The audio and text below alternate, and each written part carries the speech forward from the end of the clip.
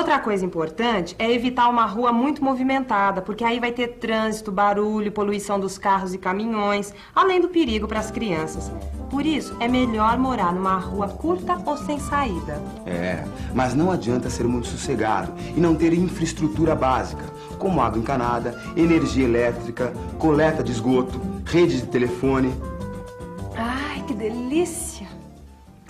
Já imaginou ter falta d'água, Pedro? Que chato. Ter problema para lavar a roupa, limpar a casa, tomar banho. Ai. É, mas o pior que isso é você ter excesso de água na sua casa. Se o terreno for um lugar muito baixo, ele for próximo a córregos, valões, se a sua rua não tiver sarjeta, meio fio, aí é que você pode ter problema com enchentes. E alagamentos também, viu? Virgem Maria, Pedro. Eu soube que a cunhada do seu Jorge lá do açougue perdeu tudo numa enchente. Brincadeira. Conta isso pra mim, como é que você tá sabendo disso? Ai, que ela queria morar perto da casa da mãe dela, né? Aí ela viu um terreninho lá na Baixada, o precinho tava bom, as crianças podiam brincar na rua, que era tranquila, sossegada. Só que o pessoal da vizinhança avisou, né, Pedro, que o lugar era perigoso, mas ela é teimosa. Construiu a casa mesmo assim. Você sabe, não deu outra. Perdeu tudo na última enchente. A casa dela encheu d'água. Brincadeira, meu amor. Que tristeza, hein? Enxuga aí, Pedro. Me passa aí o... Brincadeira, meu amor. Perdeu tudo. Perdeu.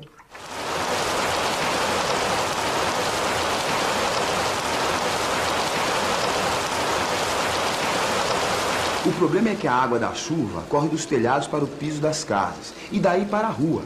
Na rua, a água desce pela sarjeta até os bueiros e vai para o rio. Se o lugar é baixo e a rua não tem meio-fio e sarjeta, pode alagar bem na frente da sua casa.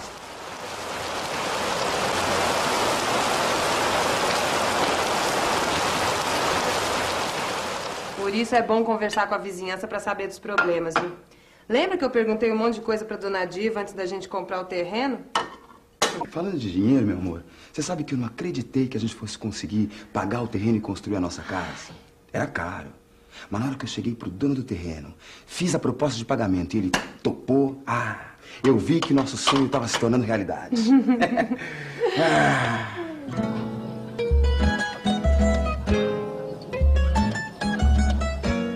Quantos terrenos diferentes a gente viu, hein, Pedro? Em cada um nós olhamos as vantagens e as desvantagens. Fomos anotando tudo que nos agradava e o que podia virar problema. Comparamos o preço e as condições de pagamento. E claro, se o terreno estava regularizado na prefeitura e se tinha escritura.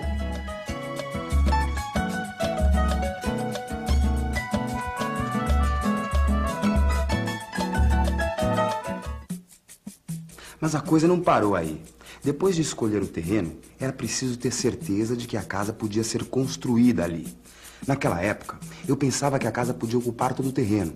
Eu não sabia que a prefeitura exige um recuo na construção. Uma parte do lote que não pode ser construída. Normalmente, o recuo é na frente, em um dos lados e no fundo do terreno. Mas pode variar de lugar para lugar. Por isso, antes de iniciar a sua obra, você tem que se informar na prefeitura. E o seu Freitas, hein, Pedro? Convida ele um dia pra tomar cafezinho aqui em casa. Ele foi tão bacana com a gente, né? Um amigão. É verdade, meu amor. Eu lembro da primeira vez que eu entrei na loja do seu Freitas. Nossa, não sabia nada de construção. Tava empolgado com o terreno. E ele me ensinou um monte de coisa. É verdade, viu? Convidar ele pra tomar um cafezinho aqui.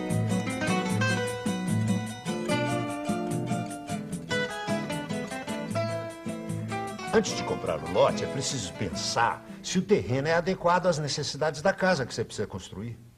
Conforme o tipo de terreno, ele pode dificultar o projeto e encarecer muito a obra. Como assim? Por exemplo, é preciso verificar a inclinação ou caimento do terreno. Quando o fundo é mais alto que a frente, facilita a retirada das águas da chuva e do esgoto. Se o caimento do terreno for na proporção de até 1 metro de desnível a cada 10 metros de comprimento, não há muito problema. E se o caimento for maior que 1 metro de profundidade a cada 10 metros de comprimento? Acima disso, a obra pode ficar muito cara. O senhor falou aí em caimento de trás para frente. E se for ao contrário, de frente para trás? Aí é o seguinte. Quando o fundo é mais baixo que a frente, poderemos ter problema com a retirada das águas da chuva e do esgoto. Se a proporção for de 1 metro de profundidade a cada 10 metros de comprimento, é melhor evitar o terreno, pois vai complicar a obra. E se a inclinação for lateral? Se não for grande, pode ser resolvida com um aterro ou retirada de terra.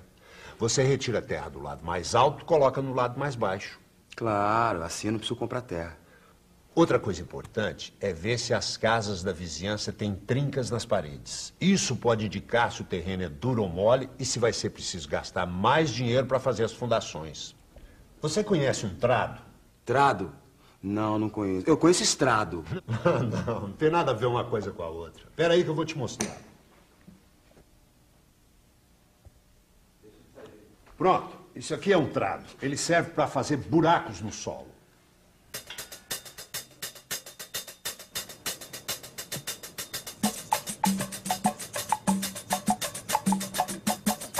Faça um furo de pelo menos 2 metros de profundidade no terreno. Se for difícil furar, é porque o terreno é duro e isso é bom sinal.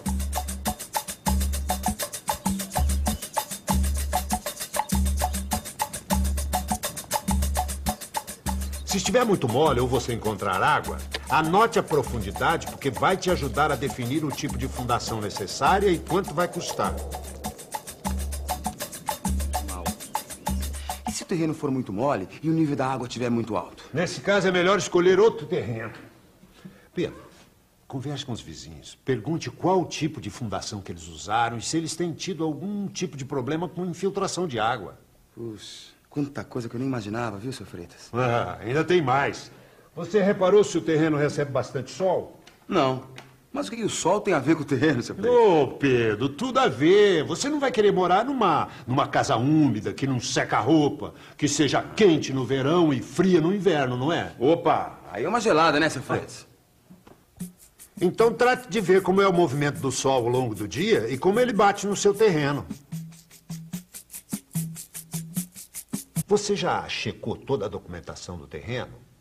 O registro de imóveis do vendedor, a escritura, o compromisso de compra e venda? Mas que documentos são esses? Esses documentos trazem todas as informações sobre o terreno e sobre os antigos proprietários. Assim você poderá ter certeza sobre a situação do terreno, se há dívidas ou não, se o vendedor é mesmo o proprietário. Olha, se você tiver dúvida, procure esse meu amigo. Ele é um escrivão de cartório de imóveis e poderá ajudar a resolver qualquer problema. Puxa, eu não sabia que era tanta coisa para construir uma casa, hein? Você ainda não viu nada, isso é só o começo. Ó, mas não desanime. Você quer construir sua casa, uma bela casa, não quer? Opa. Então, arregace as mangas, bom trabalho e boa sorte!